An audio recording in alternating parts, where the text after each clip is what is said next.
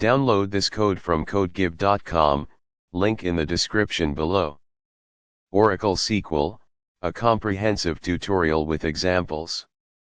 This tutorial provides a comprehensive overview of Oracle SQL, covering fundamental concepts, advanced features, and best practices. We will illustrate concepts with code examples that you can run in your own Oracle environment. Prerequisites ** Oracle database installation * You'll need a local or remote Oracle database instance to connect to.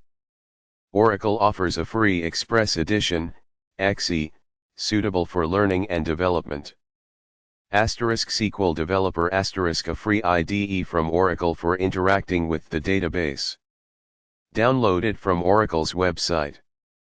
* Basic database concepts * Familiarity with relational databases, tables, columns, rows, and primary keys is helpful. Table of contents * 1. Introduction to SQL and Oracle's implementation. 2. Connecting to the database. 3. Data definition language, DDL creating and managing tables. 4. Data manipulation language, DML inserting, updating, and deleting data.